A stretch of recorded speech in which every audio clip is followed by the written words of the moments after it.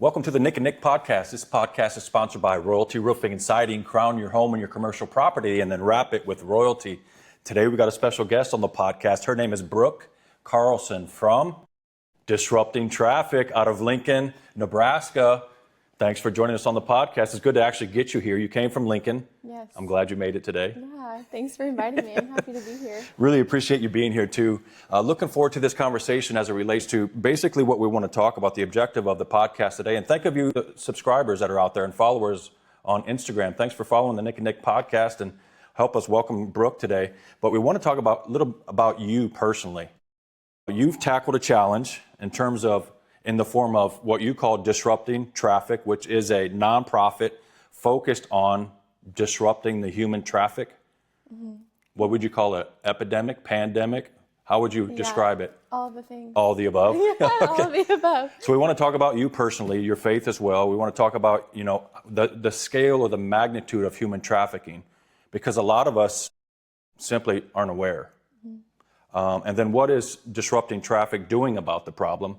And then how can we help? So let's start it with first, introduce yourself to our audience. Tell us a little bit about you personally, how you got involved with human trafficking. Did you have a personal experience? And then we'll just kind of move from there. Okay. Yeah, so I'm Brooke Carlson. I'm the executive director, founder of Disrupting Traffic. I have been working in the anti-trafficking field for 15 years. Really? I started by doing outreach to the commercial sex industry. So hold on, you got to explain that. Commercial sex industry. So I would go to places where girls would be working in like strip clubs, okay, they'd be dancing. I would travel all around the country and do outreach to women who are working specific events. So I started at Sturgis Motorcycle Rally in South Dakota. Okay. And I wasn't even old enough to get into the bars. Okay. Like I was 20. And I there were several bouncers that I was like, hey, I just want to like talk to your girls that are working. I want to bring them cookies. Will you let me in? And they'd look at my ID and they'd be like, you're not even old enough to be here. Right. And then I'd say, I know, but I just like want to just say hi, see how they're doing, bring them a cookie. You can watch me the whole time. And then I'd be like, do you want a cookie? Yeah. And they'd be like, of course. yeah, okay, I'll watch you. But you're going to come right out after you're done talking with them. So you initiated that project? I partnered with an organization in South Dakota because at the time, like 15 years ago in Nebraska, there weren't any organizations that existed to fight trafficking. There was one organized group of individuals that were not a 501c3, a nonprofit. They were just a group of women that were concerned about this issue. And they started seeing kind of like an uptick in trafficking, or they started paying attention to it more, probably is more accurate. Because it's been going on for a long time. But now there's organizations like Disrupting Traffic that are actually bringing awareness, shining the light on this problem.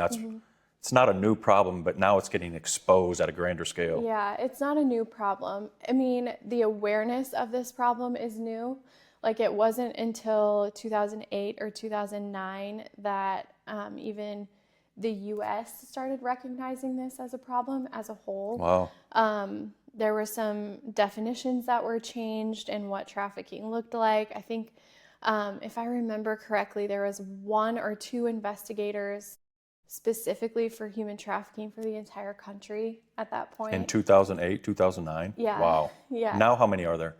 I couldn't answer. A lot. Hundreds or thousands? There's like departments that are dedicated to eradicating trafficking and investigating trafficking. So we've come quite a ways. Yeah. But then in 2011, 2012, there wasn't really like anybody around for fighting trafficking. So I partnered with organizations that were already in existence. Mm-hmm. There happened to be one in South Dakota, which is where I'm originally from. And so I just partnered with them and said, hey, can I come with you? What was it inside of you that led you to want to tackle this cause, human trafficking? So before I started partnering with the agency in South Dakota, I did a mission trip to Zambia, Africa. Okay. It was my second time there. The first time I went, I was 16. The second time I went, I was 19. Okay. And I had a personal experience of sexual assault when I was 17. And so, Not in Zambia though, right? No. Okay. All right. And so when I was in Zambia, it worked out. It was really interesting. The person that was supposed to speak was ill. She couldn't make it. And they had already separated the boys and the girls. Okay. So I was leading this camp, this convention. It was a kids camp type of deal? Okay. Teenagers, yeah, Okay. for youth.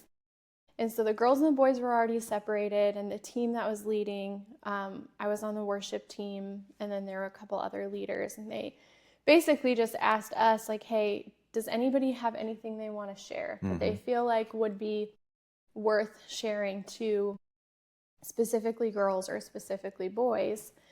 And we had kind of already done like a medical version, like a medical how to take care of yourself, kind of hygiene type seminar. And so I basically was like, this is my story. I was sexually assaulted. This is what I've experienced. Would that be helpful for you? Who were you asking? The kids? The leaders. Oh, I was going to say, okay. Yeah.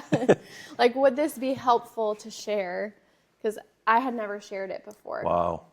And the team... Kind of a safe place to share it on the other side of the world. Exactly. Like, nobody I knew was there. No social media cameras, no. Yeah. I mean, it was 2011, so... I mean, shoot your shot. If you're going to do it, you might as well do it in Zambia. Where was it? Zambia. Yeah, nobody I knew was going to be there, Right. you know, except for, like, the pastor. But, yeah, so they were like, oh, my gosh, this would be perfect. It's almost like the Lord wanted you to do this, kind of. Like, everybody's Opened up already the door. separated. And so I shared my story for the first time to, like, I think there was, like, 300 Zambian youth that were girls. 300 Yeah. girls, okay. And Yeah. How about the language? Did you have an interpreter? So they all have a common language of English. Oh, they do? Okay. So most of them speak their own tribal language or one of the couple common languages that are there, and then English. Okay. And so I shared my story. When I was done, someone else took over and kept going with like a different topic, but there was a girl sitting outside, and I went outside afterwards just to, like, decompress. That was a lot, Yeah. you know. And she was sitting on a rock, and You can probably remember this like it was oh, yesterday. I remember it. Yeah, like the color of her braids. Yep. I remember what she looked like. I was only 19 at the time, and I just remember thinking, like, she looked so much younger than me. Like, she just looked little, but I think she was probably 12 or 13. And she just said, hey, your story is my story. Oh, wow. What happened to you happens to me, except mine happens every day. Oh. And it's my uncle. Oh, wow. And then she started telling me about how he says that if she wants to keep going to school, that she has to do all of these favors for him. Right. If he's going to keep paying for it. So it's like she owes him. Right. And that's basically the general definition of exploitation, right? It's like somebody exploiting another person. Right. Through monetary gain, or like they receive something. Personal in exchange. satisfaction or what? Yeah. Yeah. And so it's like this, well, if you want to keep going to school, if you want me to pay for this, then you have to do these sexual favors in return, or you have to do this in return. And I didn't know that at the time. Right. And I'm just listening to her story, and the organization I was partnering with was doing all of their trafficking research. So they were trying to figure out, like, who's coming across the border, what does trafficking look like here? And so my story actually catapulted them into launching an anti-trafficking part of their organization. What were they doing prior? So they were doing Because this was the bar ministry in Sturgis, right? separate. Oh, okay. Sorry, I'm confusing. Two different things. Two different Okay. things. So this was before that. Okay. So they were supporting youth, doing like evangelistic type events. Okay. Faith-based. Gotcha. Faith-based churches. And so they started realizing that there was probably this issue of trafficking going on, but they didn't know what to do. They didn't know the scope of the problem. And so after I shared my story, it kind of like exposed, even within their own camps, within their own like community, that there was trafficking happening. So then they launched an anti-trafficking side of their programming. So after Zambia, I came back to Nebraska and started researching like what is in Nebraska for trafficking victims. Is this even a conversation we're having? Do we know what the problem looks like? And I realized that they actually knew more in Zambia about the issue of trafficking than we did in Nebraska. Okay. There were more organizations dedicated to eradicating trafficking in a third world country than there were here. And so that... The magnitude of the problem was probably equal, I'm guessing. However, the awareness was far... So as I started doing more work in this field, the more I realized that America and the West actually drives trafficking across the world. The main source of demand for trafficked individuals comes from the United States and the West. And then goes out. Wow. So like sex tourism in Thailand, they estimate that 7 in 10 Western men getting off of the plane in Bangkok are there for sex tourism. In Thailand? Wow. And so not only do we have an issue in the United States, we actually drive the issue worldwide. So has it been covered up intentionally, or just intentionally not exposed to the light or brought into the light? I mean, I think so. Within trafficking, there's always a power dynamic, right? Like there's always someone... Control. Yes, there's always this power and control dynamic that's at play, whether that's on a smaller scale where it's just one individual or a larger scale, like a larger network. There's always like someone has control, or a group of people have control that they try and keep. And so I have seen that there are power structures like local governments or people in power within government in high places that do intentionally cover up the issue. I've seen that at play in Nebraska as well for several dynamics. But I've also seen that there are good people as well. Absolutely. So it just really depends on the situation. And it's hard for me, like I'm a conspiracy theorist at heart. So like, and my job kind of like lends me to, you know, it like confirms it again and again.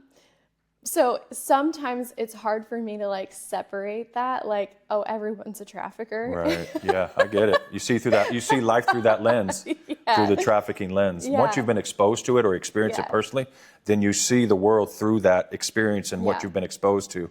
And I think right now it's like an interesting cultural dynamic too, because you have like the Epstein stuff and like what the DOJ hasn't released, and kind of that alone feels like a government cover. Right, you know? Sketchy. Yeah, exactly.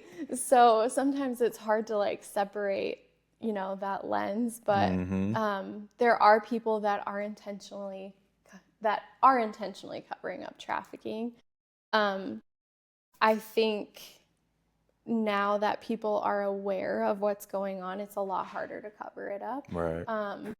Just kind of like the Epstein situation where he was able to go undetected and under the radar for so long. But now, because of all the awareness that, you know, organizations like mine and others have done, and social media too, like the awareness that social media has brought, like it really has changed the conversation and brought to light some of these things that have stayed hidden. Like with Epstein, I mean, the first The first complaint against him was in the late 90s. Oh, wow.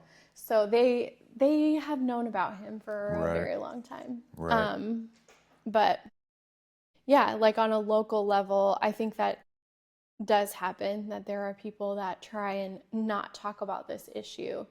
But in general, I think parents and the community as a whole are trying to figure out how do we protect our kids from this issue, especially with social media and how the internet has changed things too. So. Yeah.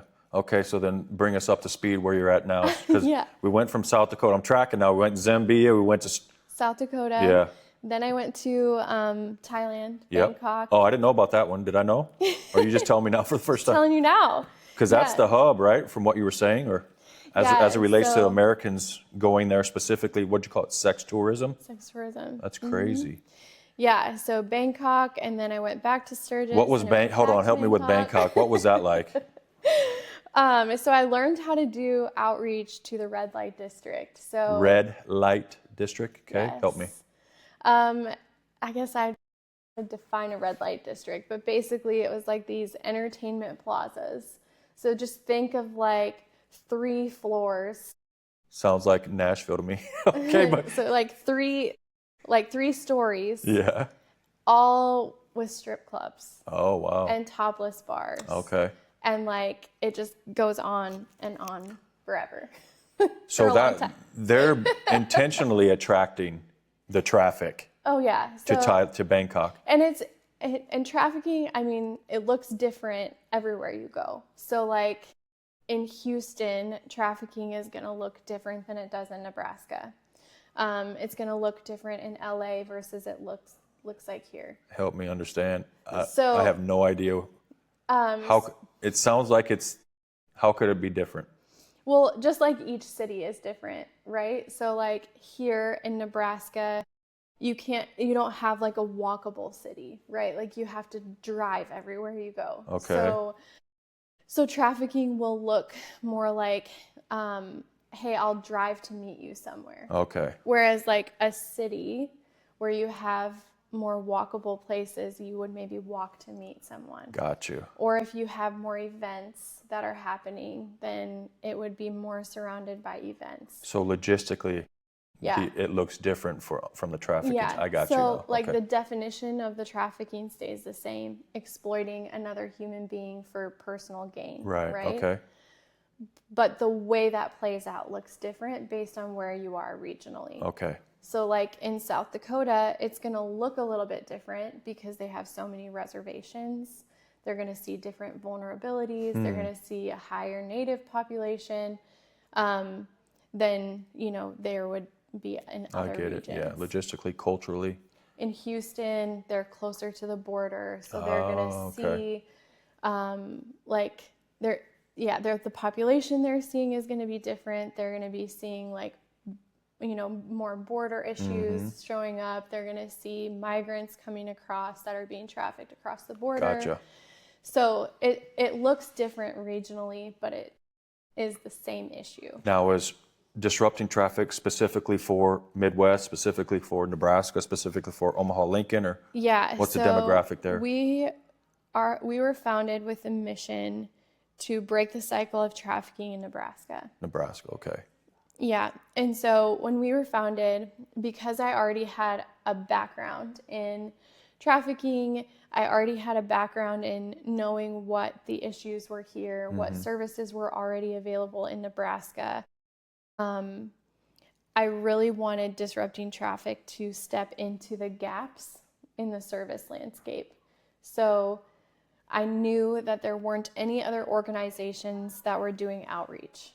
Okay. So I decided as an organization, we would be an outreach organization and we would fill the gap of outreach to trafficking victims. And then as we evolved, as we worked with more individuals that were being trafficked, we realized that there was a major gap in housing and there was a major gap in availability of resources. Okay.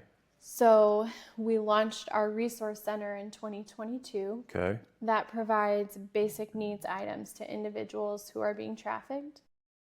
with trafficking, there's generally like a list of vulnerabilities. So somebody who is being trafficked has been typically vulnerable, economically vulnerable. They might be experiencing homelessness. Sure. They might be experiencing, there's like a whole list of different vulnerabilities that they could be experiencing that would lend them to being a good candidate for a trafficker. Okay. We try and fill those needs before a trafficker says, oh, I can fill them for you. Right. So we provide clothing, hygiene items, food, kids' clothes, access to a client advocate, all at our resource center. So how do the humans that are being trafficked, how do they find you? You find them? Both. You're out where they are? Yeah. So, Intentionally? Yeah. So we're always doing outreach. What does that look like practically? So we're in places where someone might be vulnerable to human So trafficking. we're back to Sturgis where you were in the bars. Is that what we're talking about? Kind of, yeah. Okay. So now, we don't necessarily go to Sturgis anymore, No. but we do strip club outreach. We, go to places where there's like resources for homeless individuals. We're working with law enforcement, so if they have a case of trafficking, they can refer them to us. Yes, okay. Other agencies will see individuals that have experienced trafficking, and they'll refer them to us. How about therapists? Yeah, okay. The hospital system, therapists. Okay. We work with Health and Human Services. So anywhere where there's all these other services that are intersecting, you'll likely see a trafficking victim there. Okay. And so that's one of the main ways that we try and reach victims is through other services they might be accessing. Yeah.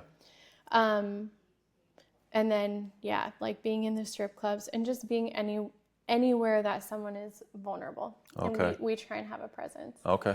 And then we also have a safe house. Yep. So we are one of the only organizations in this region that has crisis stabilization safe house. What is a safe house? Is that like a... So like if somebody is actively in a trafficking situation, say they're being held by a pimp and they feel like they are in danger, we have an exit team that goes and sets up a safety plan with them, sets up a Transitional? Transportation team. Okay. Transportation, okay. Sorry. It sets up a transportation team that will meet them and then bring them to our safe house. And they can stay at our safe house for... So it's a physical place you can occupy, Yeah. So it is a home in a neighborhood. We don't have it, we don't own it, we rent it. So our name isn't even connected to it. Okay. How many can it right now sleep or whatever? Yeah, so if it were full, it could hold up to 5 to 10 clients at a time. On average, how does that work? What does it look like? Are there the utilization of the accommodation? So we've been open for a year. Okay. In the course of... The safe house has been open for a year. The safe house has been open for a year. In the course of the last year, we've had 38 placement requests. So 38 different agencies or individuals have called us to stay in our safe house. We've been able to accommodate 20. Okay. So we're trying to start really slow because we've never done it before. So we don't want to put too many individuals in our house at once and then we realize this is a terrible idea. Right, create a bigger problem actually. Yeah. So we're trying to move really slowly. We're trying to build sustainability with the program so that it can last for a long time. So as we build capacity as a staff, we'll be able to house more. Hopefully that means adding a few other houses along the way as well. What's the average? So we talk 20 occupants. What's the average stay time for It's 3 to 4 weeks. 3 to 4 weeks? So our client advocate works really hard to establish a safety plan and like a resource Wow, plan. those for those 3 or 4 weeks, that's a regimented. Yep. So basically we're looking at, okay, what do you need? Where can you go? How can we get you connected to a support team? Do you have to stay in Nebraska because of kids or family? Sure. Can you go somewhere else? And so we have like a network of organizations nationwide that we refer to. So we've flown girls out of Nebraska. We've taken them to Denver. We've taken them to Houston. We've taken them to Oregon. We've taken them to South Dakota. Like we try and pair them with an organization that fits what they need, and then put them into like a long-term program so they can actually see some healing. And then we have a transitional program as well. Okay. So, Who's funding all of this? Because this takes resources. people, the community, not the government. How about disrupting? So Disrupting Traffic is funding these programs. Yeah, so all of our funding is community based. Okay. So we have a few, like we have one county grant, we have one HHS grant, but the majority of our budget comes from individuals that support our work. Okay. So it comes from family foundations, from businesses, from Everybody and anybody. Yeah, $5 here, $10 there. I seen the petition on social media. 75 days, or what is it? 75 different monthly gifts. Yes. Where are we at with that? 75 different monthly gifts of New. $30 per month, right? Honestly, it could be any amount. I would love to see $30 is what it costs for us to support a survivor in our safe house for one night. Okay, that's what I was getting at. Got you. Okay. Yep. So it takes $30 a day to support a survivor in our safe house. Okay. So, but I mean, any amount helps. Gotcha. Like we have people that have been giving to our mission for years at $10 a month. And it's so nice for me because it's like, oh, I know that money is going to be there, Right, you know? right. So it's harder when you have like okay, I'm going to give you 30,000 this year, but I don't know if I'll give you 30,000 Right. next year or Yep. 50,000 or whatever It's the the amount is. consistency, yeah. The consistency is what keeps us going, what helps us plan. It allows me to say, oh, I know that in August of next year or January of next year, we'll still have this amount of funding. I can still say yes to this extent. Right.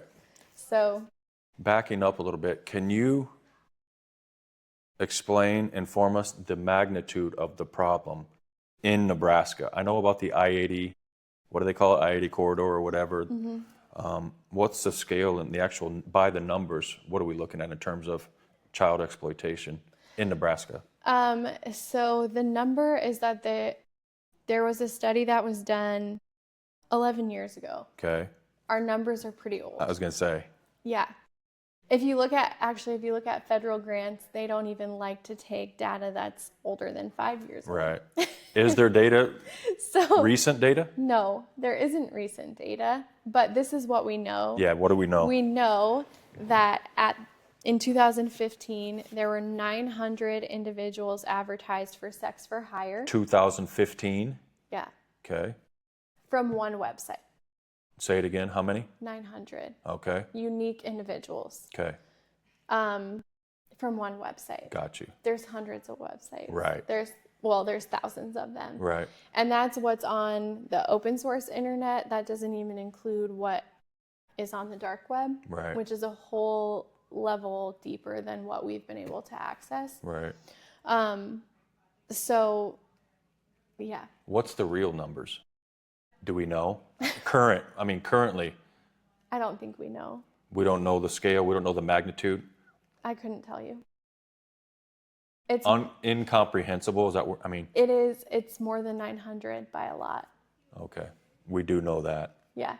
Well, and so now, even just within the last couple of years, the way that we're seeing trafficking move is online. That's what I was going to ask about. The So, technology. Yeah. So we did a training at the beginning of this year, and it was a federal training, and the sextortion cases in the U.S. that have been reported have increased by 900% in 2025. Okay. So we're seeing more and more individuals begin to be groomed online through gaming apps like Roblox, Okay. Minecraft, social media. Snapchat. Snapchat is a big one. TikTok's another big one. Okay. And so the number is just beyond Mind-boggling. what we know. Yes. And it's proliferated Yes. via social media, via these technology apps. And Yeah, and like when surveyed, I think the number I just saw recently was that 3 out of 4 teenagers said that they had been solicited online or sent photos online. 3 out of 4 teenagers, that's about every one. With access to social media. Yes. Had experienced a photo being sent to them that they didn't ask for. Or not just a photo, but like a nude photo or something that they didn't ask for in their messaging. That's 75%. apps. Yeah. Okay. So it's hard to wrap your mind around this. It's hard to wrap your mind around it. Yeah. And like last year at our gala, we had John DeMay come and speak, and his son was a victim of a sextortion scheme.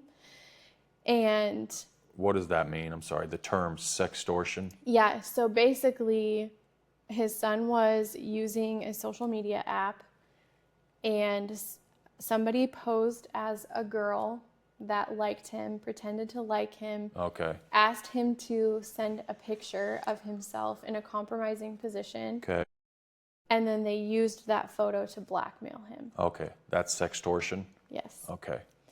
And from the time that first contact happened until Jordan was his name, killed himself. Oh, wow. Was 7 hours. So John, his dad, went to bed and his son was alive, and he woke up and his son was dead. Okay. And this is more common. Right. We're seeing this happen more and more, where kids and teenagers are being targeted for money, or usually it's connected to some form of payment that the blackmailer or the person in control is asking for, and they don't have it, and so then they're shamed, and it escalates like, oh, I'm going to release the photo, I'm going to tell your parents, Wow. I'm going to... Back to the control and the power, right? They're manipulating the... There's actually a family that we know where this happened to their son, and thankfully he was brave enough to tell them to go to his parents and talk to them about it, and they turned it into law enforcement. But that story is more and more rare. Like, you see kids dealing with it by themselves, and you see them really struggling, and then a lot of them end up taking their lives. So wow. Yeah, so now the conversation for us has shifted from how do we teach parents how to keep their kids safe? How do we teach parents what conversations to have with their children, what to look out for? How do we, begin to have this conversation? Because like as a millennial, right, like my age demographic, like we can't just go to our parents and say, hey, Mom, how did you put social media limits on me when I was a teenager? Right. You know, like we're the kind of the first generation that has to like figure this out. And with AI coming, like it's just changing so fast. We can't keep up with it. Right. How do you see AI contributing to the proliferation of the exploitation? So kids are using AI to generate sexual images of people, which is illegal. So like So AI will do that? There are no restraints or guardrails on AI to limit the ability to... Yes. And there's also like AI generated child sexual abuse material. Okay. CSAM. Okay. And up until last year, there wasn't a law that said that that was illegal. Okay. So we actually had a case in Nebraska where a trooper found AI generated CSAM on someone's computer, which having CSAM, having child sexual abuse material on a hard drive or on a computer or in your possession is highly illegal. So even if you're investigating it, you have to be really careful with how those images are generated. You can't store them. So it's really illegal. With AI generated CSAM, there isn't a law that says AI generated CSAM's illegal. Wow. So this guy wasn't charged with a crime. And not a law yet. They've since updated it. Okay, I was gonna say. But I mean, that was just last year. Right. So I think what will end up happening is we'll kind of see AI like take off and do all these things, and then the laws will catch up. Right. So there's going to be like a lag in, how you enforce crimes that happen with AI. Right. And so it'll be really interesting to see how that takes shape over the next few years. Also, there's a bill on the table called the Kids Online Safety Act. We've been trying to get it passed for a really long time. Months or years? Years. Okay. But it's the first piece of legislation since the 90s that puts controls on how old somebody can be to access certain content. Online. Okay. And it's like, as far as I know, it's the first piece of legislation since the late 90s that focuses on kids and the internet and keeping them safe. What's the holdup? Power? Yeah. Control? Yes. Okay, we're back to to the root cause. Huh? Exactly. Yes. So, and it's kind of the same like you see with Facebook, with Meta, like there was just this huge case that somebody actually won against Meta, but it was the first case. Like there's been thousands that have been brought against them. It was the first case that actually went to jury, and it was the first case where where the jury sided with the individual that was bringing the case, saying that Meta intentionally aided in the trafficking of this individual. Wow. And she was granted like millions of dollars. And the good thing about it is that there's hundreds of cases that are to come that will have that opened up the gate. Yeah. So it'll have a precedent now where they can actually be held accountable for their part in exploitation. There was a whistleblower that came out against Meta. So he actually worked for them, and he was finding in the messages all of this exploitation that was taking place. So he brought it forward to the individuals like Zuckerberg and like all of the leaders, because he was pretty high up also. His job was to see what was happening within the messaging, if there was any exploitation, what they could do about it. And instead of he like made all of these recommendations of this is what you could change in order to keep this from happening. You have to report it. He had like a list. I think he said it was like 3 pages long of lists of recommendations. He had worked for YouTube prior. They put all of his recommendations in place and saw a huge change in online exploitation, what was happening on YouTube. And so he brought it to Meta and just said, this is what you can do. And instead of putting his recommendations in place, they encrypted all of the messages so that Meta was not held liable for what was happening on their app in the messaging app. Sneaky devils, huh? Yes. And so this whistleblower basically came forward and has said, like, this is what I recommended. This is what they did instead. And so now that case against Meta has won, it basically sets this precedent for other people to come along and hold them accountable. Okay. But up until this year, that hasn't been the case. Okay. So. Well, that's a step in the right direction. Yeah.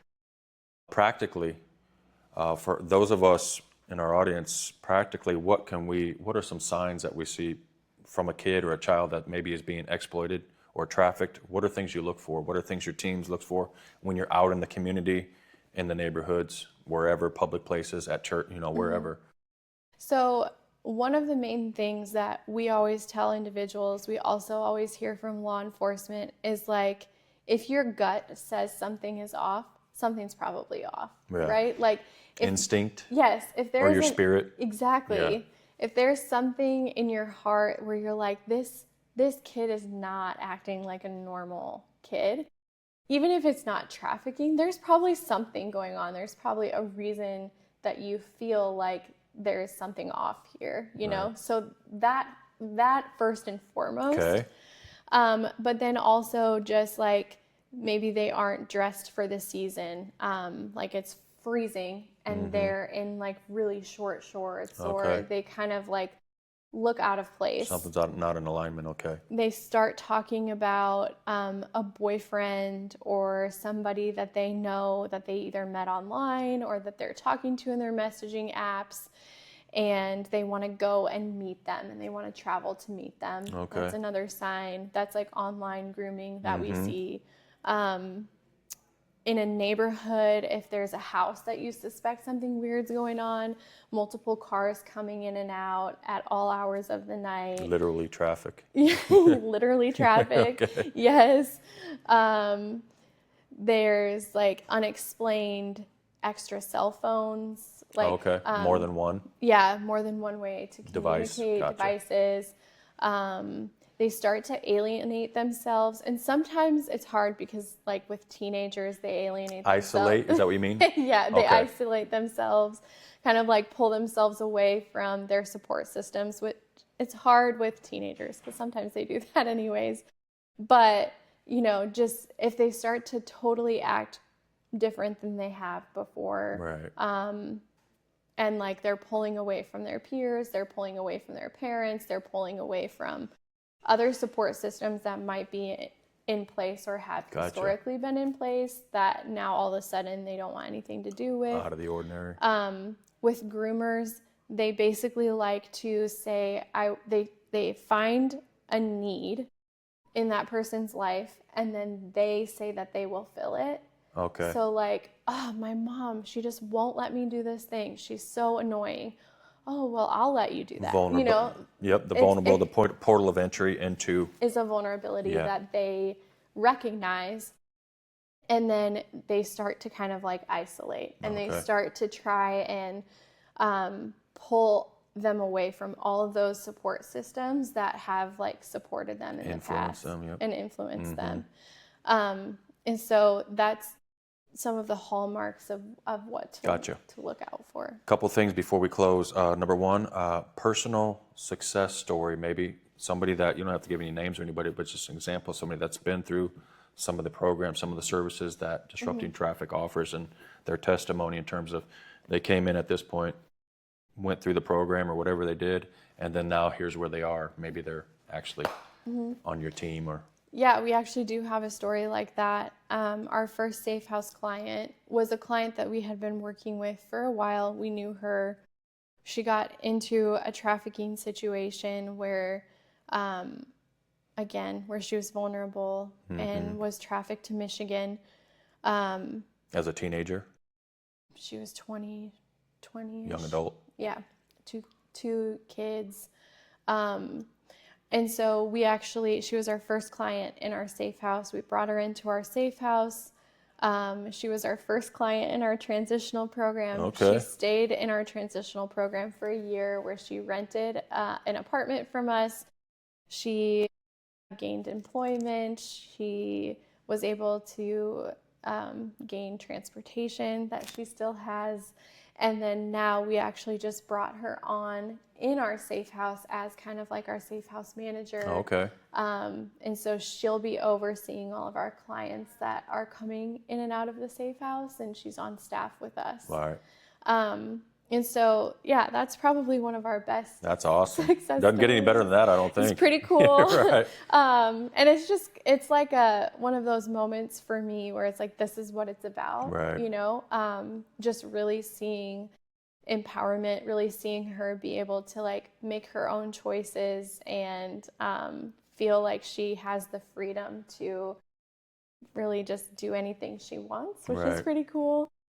But we've had other stories where, you know, there was a girl that called us and she had gotten away from her trafficker and she was from Omaha. She decided to sleep in a ditch. Okay. So she fled her trafficker and a ditch was a better option. And I don't know how she got our number. To this day, we don't know how she got our number. But she called us. We were able to get her a safe place to stay. And then we flew her out to a program in Oregon. She stayed at the program. She's doing really well. She reunited with some of her family. She has a job. And so, like, we have several stories like that where maybe they're not in Nebraska or they're not necessarily working for us, but we were kind of the stepping stone to healing. Yeah, so, that's awesome. Now you're putting all your time, energy, and resources into this. Yeah. Taking this thing from probably something that was in your head or in your heart and actually turning it into the product that it is today. What's driving you? What's keeping you up? What's making you on those tough days? Because I mean, I'm sure you get threat. I mean, anybody wants to snuff out a light, right? They want to put out somebody else's candle. What's driving you to continue to move the needle? I get asked this question a lot, and you know, over the years it's evolved where it was like that one story of the girl in Zambia was kind of like the catapult, right? But then the thing that keeps me going isn't just that one story. No. It's all of them. Right. Right? Like it's the fact that, I mean, you've referenced my social media, just how this individual talked about the abuse as an infant, right? Like it's not the fact that I heard one story and that's what pushed me forward. It's the fact that I'm still doing this work and every day I still hear these stories. Right. You know? And it's fresh. It's like a wound that never heals. Yeah. It's kind of just like, I don't do this work for that one girl. I do this work for the individuals that I meet every day. Right. And the ones that I know I haven't met yet. Right. You know? Okay. Like, and then also the ripple effect. Sure. Like, it's not just the individual that we're serving, that we're impacting. We're also impacting the future generations. Right. Like our client that works for us now, she has 2 sons. And it's like, you aren't just disrupting the trafficking cycle for her, you're also disrupting it for her sons and for their children. And so it's very hard sometimes to like keep that perspective of like, it's not just about her, especially when their healing's derailed or they start using again, or, you know, like it's really hard to keep that perspective. But it's like, it's not just for the individuals in our program. It's also, it's disrupting that cycle. It's for their children and their future generations as well. In something like this, sometimes it's difficult to measure impact, to quantify it and qualify it. It is. How do you actually do that? How do you measure your impact so that you know that we're scaling, we're making a bigger, greater, and greater difference in what we're called to do? I think one of the ways that we measure impact is obviously client stories like the ones I've shared, but also through our data. We track all of our data, how many items we're giving out, how many people come to our resource center, how many calls we get that we can fulfill. Okay. And so last year we were able to house 20 individuals at our safe house. So how are we going to increase that next year? You know, the thing with my job that can be discouraging sometimes is like, you know, how I probably won't ever work myself out of a job. Right. Like I have job security in the sense that there's always going to be a need. It's not a job. There's always going to be someone who needs what we do. And so measuring impact for us is just like that data, but then also like looking at our client stories and looking at the individuals that come to us and need our help, and we're actually able to fulfill what they need. Right. So, yeah. In closing, as you're helping people that are being trafficked, how can we, the community, businesses, people, how can we help the organization, help your cause, help you personally? What events do you have planned? I think you have the Standing in Freedom Gala. Yeah. And then maybe some other things.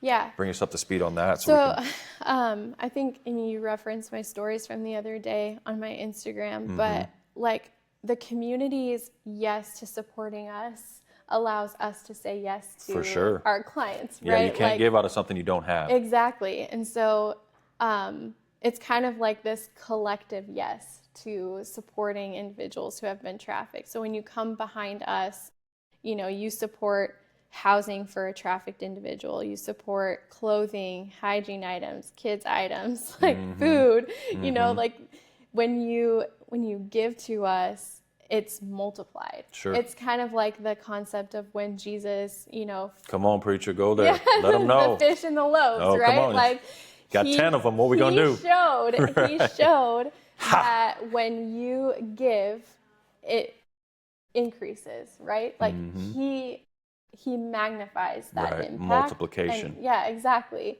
And so when you give to us, that same effect happens. Like it's magnified. How have you personally experienced that? The hand of God on the mission he has given you, the assignment he has given you and your team. I'm at the heart of the matter now. We got a few minutes, but let's close with this. I mean, his provision is on everything we Right. do. Like we just have seen miraculous provision over and over and over again. When we didn't know where funding was going to come from, all of a sudden we get a check that just comes out of nowhere. Exactly. And it happens over and over again. And it's just interesting because it's like you would think that after seeing it happen over and over again, that when it happens again, I wouldn't be worried anymore. But there's still a part of me that that's ain't how like, it works. Are you going to show up this time? Like, yes. Okay, you showed up last time. Are you going to do it again? Right.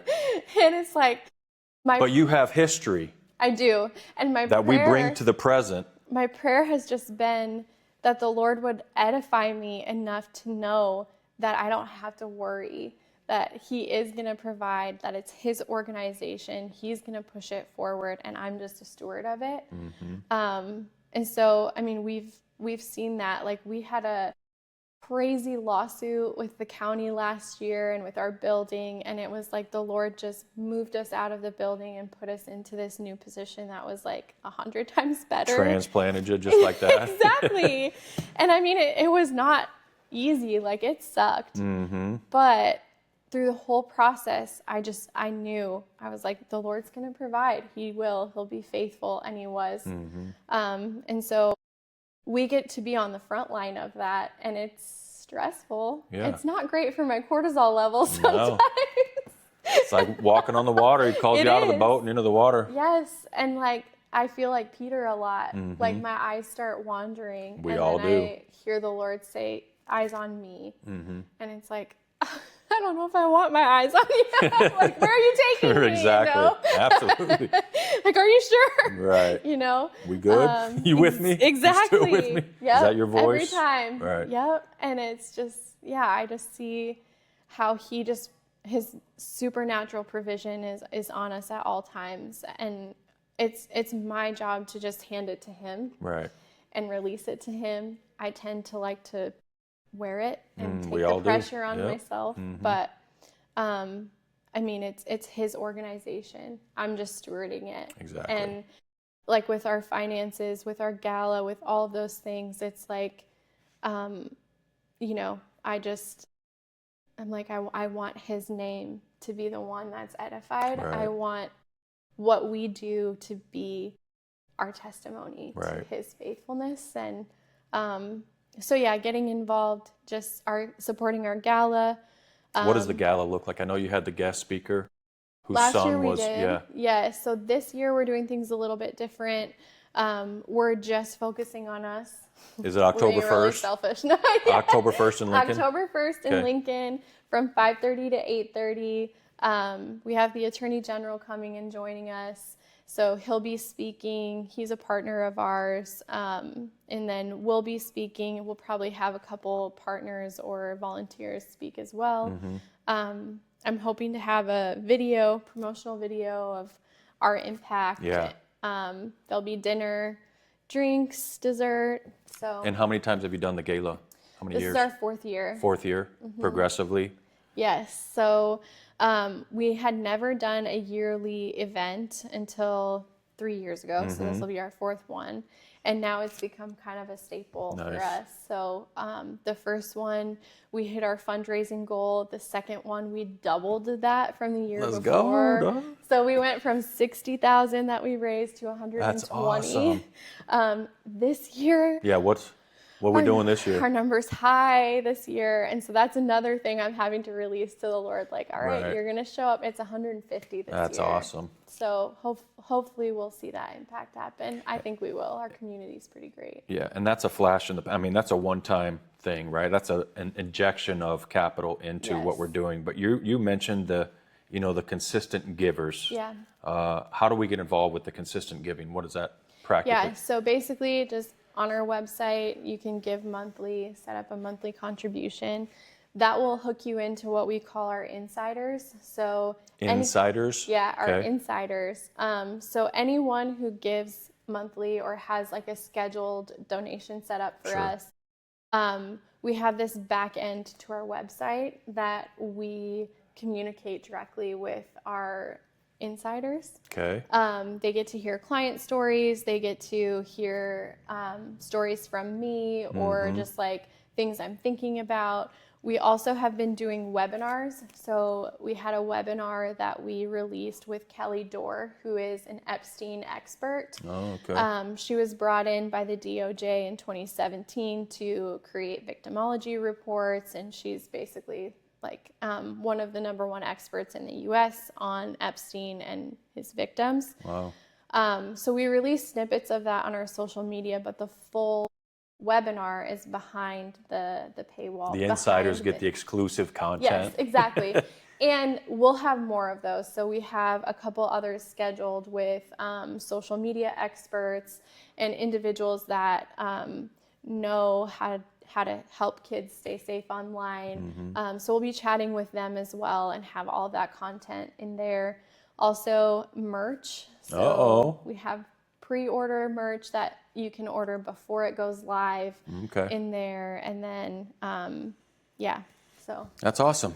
Well, thanks for being here. Thanks for sharing. Yeah, thanks really for having appreciate it. me. Thanks for, you guys are making a huge impact in people's lives, and we just wanted to bring some light to it. Yeah. And on behalf of Royalty Roofing and Siding, we just want to give a contribution to your organization. So thank you for being here, and thank you for doing what you're doing for our community. I mean, we're so happy to partner with you guys, and we're thankful when the community rallies around us. I think sometimes you don't realize, like with small nonprofits, that like every single gift we feel, we celebrate. Oh yeah.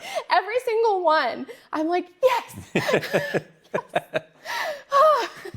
I can breathe a little bit. Yeah, that's how it works. So but yeah, it really impacts us. Like we're just so grateful, especially when the majority of our budget is like those individual gifts. Sure. So, there may be somebody out there that wasn't aware with your organization, what you're doing, the impact that you're making. Maybe you want to petition them to get involved. What would you say to them if you did?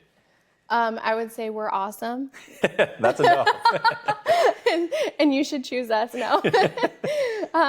We need everybody. Like Takes all of us. One of the main things that we have done with our organization is becoming a bridge for the community to get involved in this issue. Yep. We try to make really simple ways for people to feel like they can give back Gotta and be partner simple. with us. Gotta make sense, gotta be simple. So yeah, like in our resource center, we sort clothes, we hang up clothes, like we need people to come on board and help us fill our pantry. So if you can't give, you can volunteer. Yes. Okay. Exactly. And $5 a month makes a difference to us. Every little bit counts. Every little bit counts. And so Even if $30 feels like a lot, $30 is that, what it costs for us every day to have a survivor in our safe house. You could break that up and partner with a group of friends and say, okay, I'll take $5. How much will you take? Exactly. It doesn't matter the number. It's about once it gets into the right hands, the multiplication factor kicks in. Well, and I think also like just chatting with your own sphere of influence, like each one of us has this group of people, this sphere that we influence around us, right? And so just even communicating with them and saying, hey, have you heard of this issue? What are you doing to protect your kids? Or like, what are you doing to like make sure your kids aren't a target or your sister's not a target? And then maybe bringing us in to speak or bringing another organization that might fit better with what you're looking at in to speak. But I think sometimes it feels like such a monumental issue that like, well, my $5 isn't going to do anything. Right. But it really does. For us, I mean, $5 is a meal with a survivor. $5 is a tank of gas to take her to our safe house or to take her to an appointment. And so every little bit counts for us. I agree. Thank you. Yeah. Thank you for joining us, and thank you for the impact that you're making in the community and in Nebraska. So thanks again, Royalty Roofing and Siding. We'll see you next time on the podcast.